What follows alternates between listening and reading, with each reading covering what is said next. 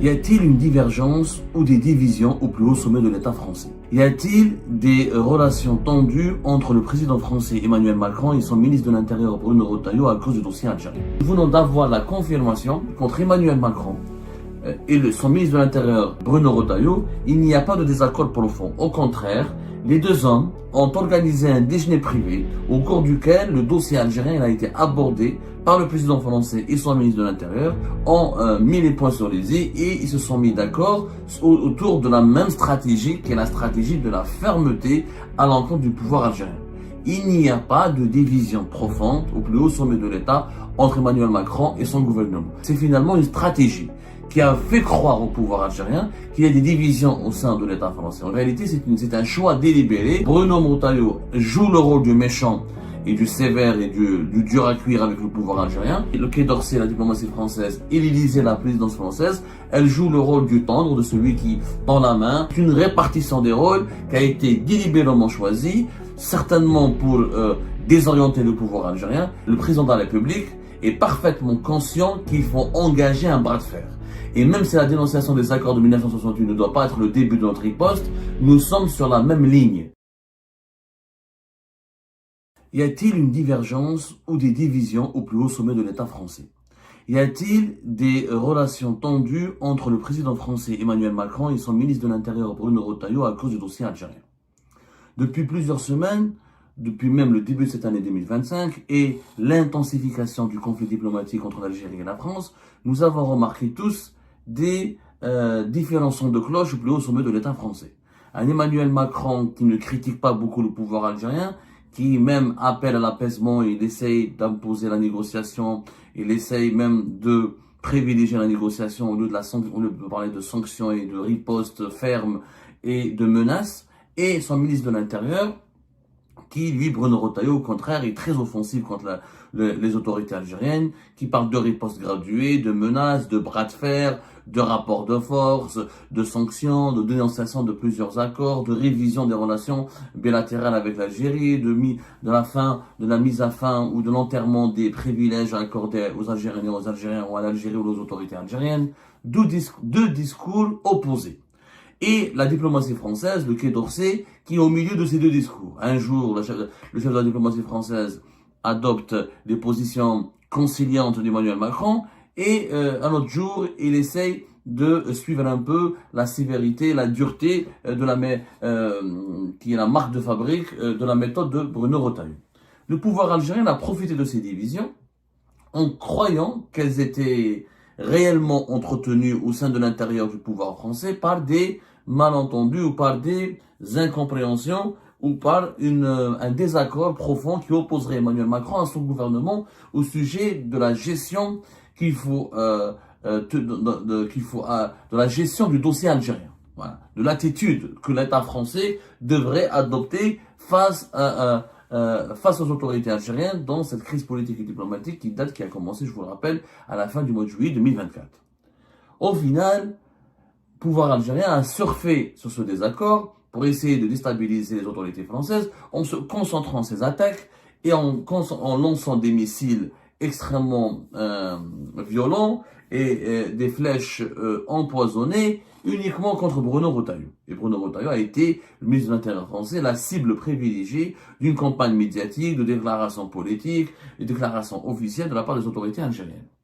Et bien finalement, la stratégie du pouvoir algérien, elle n'est que de la poudre aux yeux et elle n'a aucune efficacité. Pourquoi?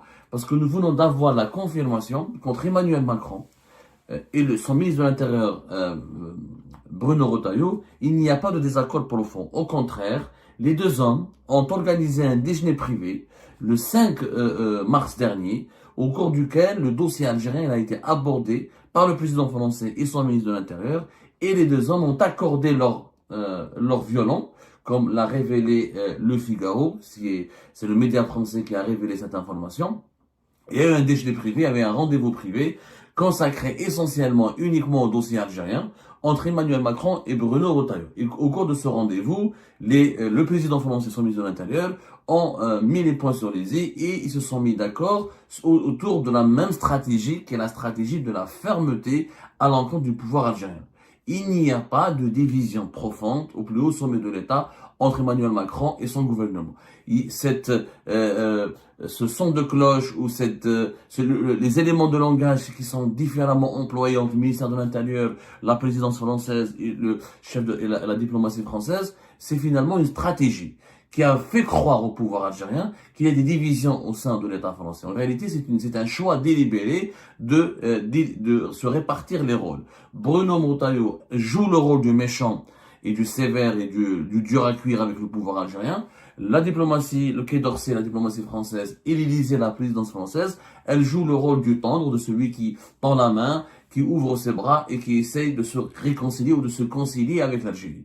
C'est une répartition des rôles qui a été délibérément choisie, certainement pour désorienter le pouvoir algérien et certainement pour ne pas faire croire pour gérer, parce que l'Algérie, comme le disait Dominique de Villepin, c'est à la fois une question de relations internationales et une question de politique interne. Comme il y a une communauté algérienne importante, comme il y a beaucoup de binationaux, de franco-algériens, visiblement cette stratégie du bâton et de la carotte a été utilisée pour expliquer justement, pour démontrer à l'opinion publique franco-algérienne ou à la communauté algérienne en France, qui est important du point de vue démographique, électoral et économique et politique, qu'il n'y a pas de animosité particulière à l'encontre de la population algérienne ou à l'encontre de l'Algérie en tant que pays, qu'il y a un problème uniquement avec le pouvoir et le régime algérien. Qu'est-ce qui s'est passé durant ce déjeuner privé? Durant ce déjeuner privé, nous apprend le Figaro, c'est que Emmanuel Macron et le président de la République est parfaitement conscient qu'il faut engager un bras de fer. Et même si la dénonciation des accords de 1968 ne doit pas être le début de notre riposte, nous sommes sur la même ligne, assure un conseiller de Bruno Retailleau qui a confirmé au Figaro qu'il y avait eu ce rendez-vous privé entre les deux hommes le 5 mars dernier. C'était un mercredi, c'était le 5 mars 2025. Donc, les deux hommes ont déjeuné ensemble et Emmanuel Macron a confirmé qu'il était d'accord avec cette politique de bras de fer. Je répète, le président de la République est parfaitement conscient qu'il faut engager un bras de fer et même si la dénonciation des accords de 1968 ne doit pas être le début de notre riposte, nous sommes sur la même ligne. Ils sont constatés, Bruno Retailleau et Emmanuel Macron ont constaté que leur position était proche et qu'ils partageaient un message de fermeté. Explique-t-on toujours au Figaro, dans l'entourage du chef d'État français. Le président Emmanuel Macron veut l'exécution des OQTF. Il n'a pas de tabou sur la renégociation des accords bilatéraux. Il est prêt à être ferme. Emmanuel Macron est prêt à être ferme. Donc il n'y a pas de problème entre Emmanuel Macron et Bruno Retailleau. On a cru savoir, quand Emmanuel Macron était au Portugal entre le 27 et le 28 février, il avait recadré son gouvernement en disant que la dénonciation des accords de 1968 relève de ses prérogatives, c'est le président, et que c'était pas l'option privilégiée pour le moment, alors que son premier ministre, la veille, le 26 février 2025, lors d'une réunion d'un conseil interministériel consacré justement au problème de l'immigration et au dossier algérien, ou à la crise avec l'Algérie à cause de la politique hostile de l'Algérie, qui qualifie d'hostile en tout cas par les autorités françaises, parce que les autorités algériennes ne veulent plus délivrer des laissez-passer consulaires, comme le demandent les autorités françaises, ils ne veulent plus reprendre un certain nombre important de ressortissants algériens au profit dangereux que la France veut expulser en urgence. Et François Bayrou, le premier ministre français, avait fait croire qu'il avait donné un ultimatum de 4 à 6 semaines en Algérie pour exécuter les demandes françaises, sinon la France va dénoncer plusieurs accords, parmi lesquels l'important accord de 1968.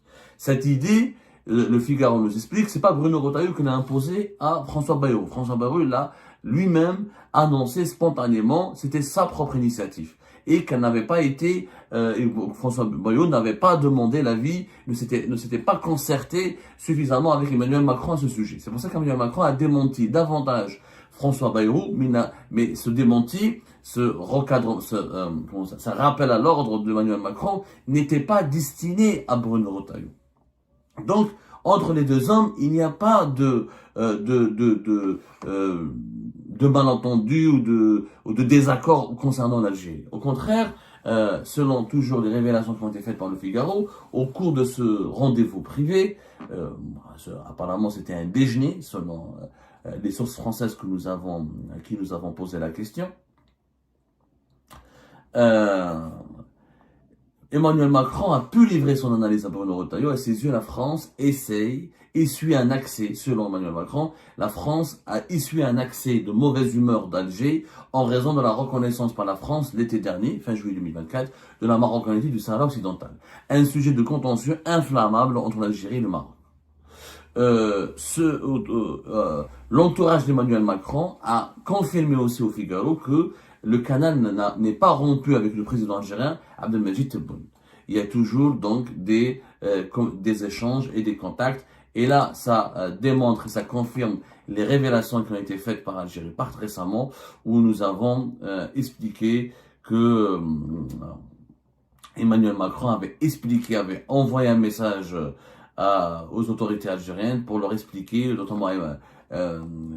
notamment c'était l'émission du 7 mars 2025, le message secret de Macron à Tebboune, où nous avons révélé qu'Emmanuel Macron, le président français, il a envoyé un message officieux, via un intermédiaire officieux, à Abdelmadjid Tebboune, pour l'inviter à retourner autour de la table, à revenir à des positions plus amicales à l'égard de la France, en acceptant de revenir autour de la table de négociation pour trouver une issue à cette impasse diplomatique et politique qui pourrit les relations bilatérales entre l'Algérie et la France. Et Emmanuel Macron avait assuré que, au préalable, c'est pas la peine de sortir la carte du Maroc et du Sahara occidental, parce que sur ce dossier, la France ne va pas revenir en marche arrière, ne va pas faire de marche arrière. Voilà, pas de marche arrière possible concernant la position française. La France, comme l'Espagne et les États-Unis d'Amérique, est convaincue aujourd'hui que la seule solution pour le conflit du Sahara occidental est le plan d'autonomie marocain et la reconnaissance de la souveraineté du Maroc sur le territoire du Sahara occidental. Donc, les explications et les révélations du Figaro confirment nos précédentes révélations qui ont été faites concernant ce message secret envoyé par Macron à Tebboune. Ce qui prouve que nous avons eu bien raison de partager avec vous ces informations.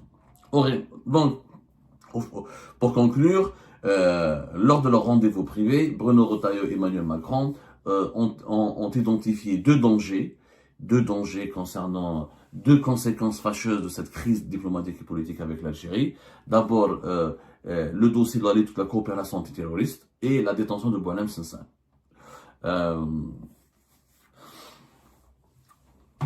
Emmanuel Macron et Bruno Retailleau ont convenu, lors de leur rendez-vous, de ne pas risquer de parasiter une éventuelle libération de l'écrivain franco-algérien Boualem Sansal. On en parlera plus tard. Il y a des négociations secrètes entre les deux pays, les deux États, et les négociations sont toujours en cours. Et pour Emmanuel Macron et Bruno Retailleau, la crise algérienne, il faut la gérer de telle sorte à ce que la possible ou probable libération de Boualem Sansal ne soit pas sabotée, ne soit pas compromise. Et l'autre crainte pour Bruno Retailleau et Emmanuel Macron, l'autre danger de la crise algérienne, c'est la fin et la suspension de la lutte de la coopération antiterroriste. Alors que la coopération antiterroriste, elle est vitale pour la France. L'Algérie, les services de renseignement algériens ont des renseignements extrêmement précieux à fournir à la France, ce qui permet à la France d'identifier, parce que les deux pays collaborent ensemble lorsqu'il s'agit d'enquêtes sur les réseaux terroristes qui impliquent des ressortissants algériens ou franco-algériens qui actifs sur le sol algérien ou sur le sol français. C'est une coopération de longue date qui date depuis les années 90 et les deux services secrets, les services secrets français et algériens, ont des traditions de collaboration, ont des canaux d'échange qui leur permettent de monter même des fois des opérations communes ou de fournir des informations extrêmement secrètes et confidentielles mais redoutables pour démanteler des réseaux terroristes et pour faire face ensemble à la menace terroriste. Pour la France, cette coopération antiterroriste avec l'Algérie, elle est vitale, elle est extrêmement importante, elle engage même sa propre sécurité nationale.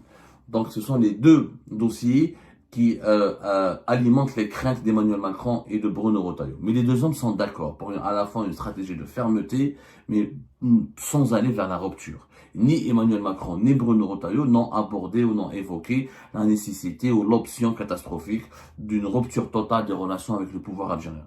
Ce qu'ils veulent, visiblement, c'est lui mettre la pression et l'amener autour d'une table et le contraindre de négocier un compromis qui protégerait les intérêts de la France. Donc, encore une fois, la stratégie du pouvoir algérien qui miserait sur un désaccord et des divisions plus au sommet de l'État français, elle est extrêmement mauvaise, elle n'est pas efficace parce qu'il n'y a pas de désaccord.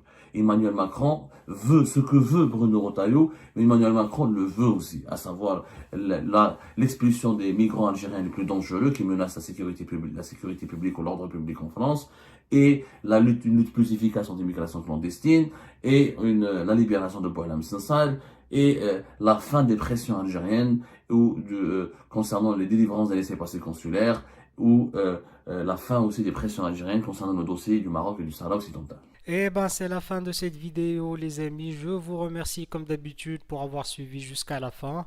N'oubliez pas de nous laisser vos commentaires et vos réactions sur la vidéo et de vous abonner à la chaîne si vous n'êtes pas encore abonné. Donc voilà, merci beaucoup pour votre soutien et vos abonnements. Et merci aussi pour vos commentaires et vos discussions très animées dans la section des commentaires. Donc, vous n'oubliez jamais de décortiquer bien un sujet sur tous les points qui ont été abordés dans la vidéo et ça fait vraiment plaisir quand moi-même je ne fais pas de commentaires, je m'appuie sur vous pour que vous puissiez bien expliquer les choses et en faire des discussions civilisées et dans tout le respect possible. Donc voilà, merci beaucoup et à la prochaine dans une nouvelle vidéo. Au revoir.